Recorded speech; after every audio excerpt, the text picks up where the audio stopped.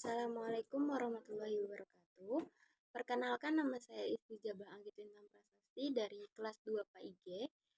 Ingin menjelaskan tentang filsafat Mula Sadra dan filsafat Al-Jabiri dan konsep penerapannya di dalam filsafat ilmu. Jadi yang pertama saya akan menjelaskan tentang filsafat Mula Sadra. Dalam filsafat Mula Sadra dijelaskan bahwa filsafat merupakan suatu bentuk pelajaran, penalaran, dan pemikiran yang disusun secara sistematis. Dengan pemikiran tersebut dapat menjelaskan bahwa filsafat menyerupai kaum arif, yaitu para sufi, dalam pembelajaran rohani yang mengutamakan perasaan atau hati. Dalam filsafat Mula Sadra terdapat 4 aliran yang berpikir, yaitu aliran Peripatetik, yang kedua Iluminasi, dan yang ketiga Kalam dan Tasawuf. Tergabung secara sempurna dan melahirkan aliran baru bagi filsafat Mula Sadra, yaitu disebut hikmah muta'aliyah. Jadi Mula Sadra ini menciptakan filsafat baru, yaitu hikmah muta'aliyah. Hikmah muta'aliyah adalah kebijaksanaan yang diperoleh lewat pencerahan rohani yang disajikan dalam bentuk yang rasional dengan menggunakan argumen-argumen rasional. Tujuan dari filsafat Mula Sadra ini adalah untuk mengenal Allah sebagai yang tertinggi, sempurna, dan berada di luar jangkauan alam. Aliran filsafat hikmah muta'aliyah dapat dikatakan sebagai aliran filsafat yang berdiri sendiri dan merupakan pandangan baru yang dikemukakan oleh Mula Sadra. Hikmah muta'aliyah telah mampu melahirkan metode pemikiran baru, dan aliran ini telah menggabungkan filsafat ilmu kalam, tasawuf, dan syariat. Artinya, muta'aliyah telah mampu mengadopsi berbagai corak pemikiran Islam secara keseluruhan. Konsep Mula Sadra secara ontologis terdiri atas 3 prinsip atau fundamental, yaitu yang pertama wahdah al-wujud, yang kedua taskhik al-wujud, yang ketiga aslah al-wujud.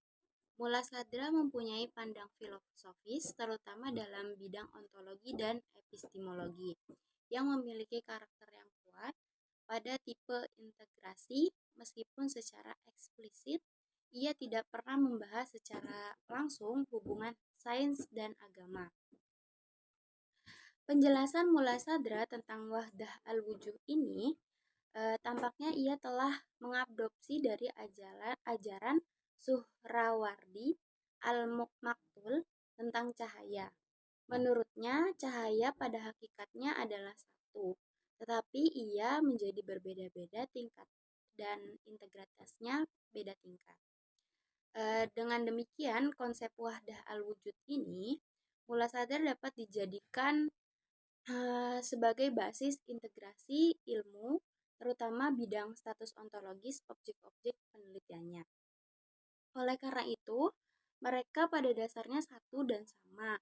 Wujud apapun yang kita ketahui yang bersifat spiritual atau yang bersifat material tertentu mempunyai status ontologi yang sama-sama kuatnya dan sama-sama realnya atau kebenarannya.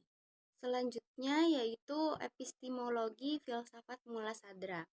Bangunan epistemologi Mula Sadra berkaitan erat dengan idenya tentang wahdah, yaitu menurut Mula Sadra, wujud atau realitas itu hanyalah satu yang berbentuk hierarki dari debu hingga singgasana ilahi.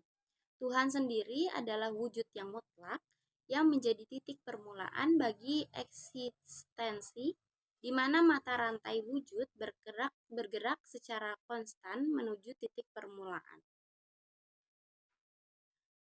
Yang terakhir yaitu adalah aksiologi filsafat Mula Sadra. Ihsan yang dimaknai sebagai kebaikan dalam kajian filsafat ini tentunya terkait dengan persoalan aksiologi. Aksiologi terkait dengan masalah penerapan. Kembali kepada triologi metafisika, maka hubungan yang harus terbangun dalam Islam mestilah pada tiga level sekaligus, yaitu hubungan baik kepada Tuhan, yang kedua hubungan baik kepada alam sekitar, dan yang ketiga hubungan baik sesama manusia. Aspek aksiologi yang menyangkut kaidah-kaidah penerapan ilmu yang sifatnya praksis. Adapun pada ranah aksiologis akan menghasilkan suatu pola hubungan yang harmonis dan utuh dalam bentuk habdu minallah, habdu minal alam, dan habdu minan nas. Berikut penjelasan dari filsafat mula sadra. Selanjutnya saya akan menjelaskan filsafat Al-Jabiri. Dalam konsep ontologi, nalar Arab Abid Al-Jabiri yaitu terbagi menjadi tiga, yaitu ada bayani, irfani, dan burhani. Konsep nalar Al-Jabiri di dalam filsafat ilmu, ontologi adalah kajian yang membahas tentang apa yang ingin diketahui mengenai teori tentang yang ada, atau bagaimana hakikat objek yang ditelaah sehingga menghasilkan pengetahuan. Objek yang ditelaah dalam ontologi itu sendiri adalah membahas tentang yang ada secara universal dan dalam artian berusaha mencari inti yang dimuat di setiap kenyataan, yang mencakup semua realitas di setiap kenyataan dalam semua bentuknya. Aspek ontologi sendiri mempunyai pengaruh terhadap asumsi dasar terhadap objek material dalam kajian Islam. Yang selanjutnya adalah konsep epistemologi dalam filsafat Al-Jabiri. Al-Jabiri membagi epistemologi menjadi tiga, yaitu bayani, irfani, dan burhani. Kritik nalar Arab Al-Jabiri merupakan bagian dari penyegaran dalam kajian keislaman, di mana aspek ini dalam kajian keislaman adalah realitas teks Al-Quran, baik dalam realitas fisis maupun metafisis. Epistemologi irfani, sarana ma'rifat, seseorang sufi adalah kalbu, bukan akal, bukan juga perasaan. Kalbu yang dimaksud Al-Jabiri bukanlah bagian tubuh dari segi fisik manusia, tetapi ia adalah perincian rohaniah, kebutuhan yang memiliki hakikat realitas manusia. Di dalam filsafat Islam, terdapat 3 macam metodologi epistemologi.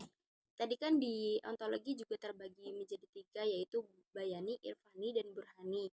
Nah, di dalam epistemologi ini juga terbagi menjadi 3. Yang pertama, epistemologi bayani. Dari segi epistemologi, bayani diartikan sebagai metode pemikiran bangsa Arab yang dalam penerapannya menggunakan teks atau nas, secara langsung maupun tidak, yang dijadikan ukuran untuk mengungkap sesuatu kebenaran.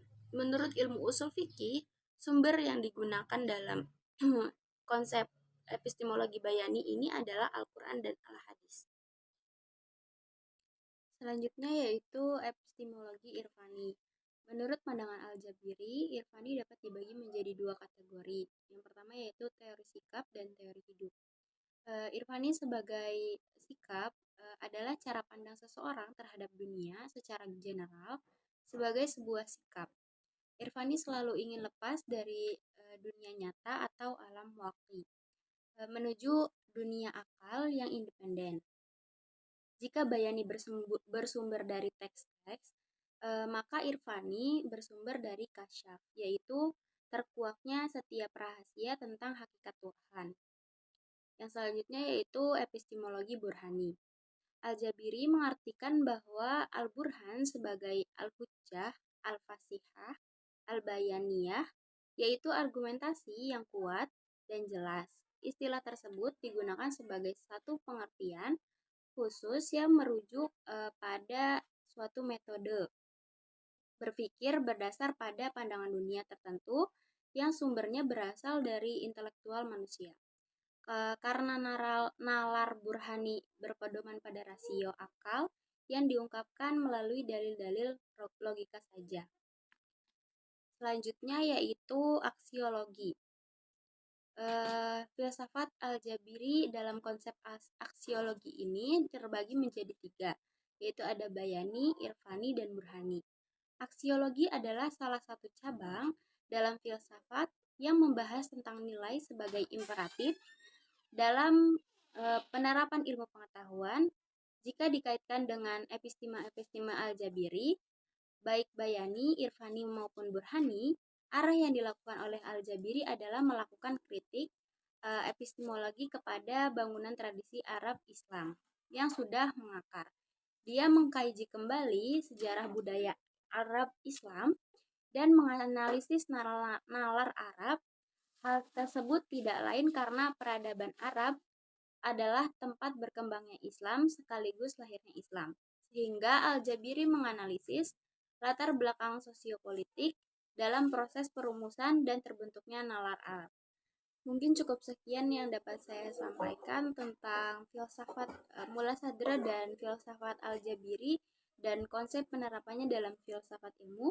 Kurang lebihnya mohon maaf. Wassalamualaikum warahmatullahi wabarakatuh.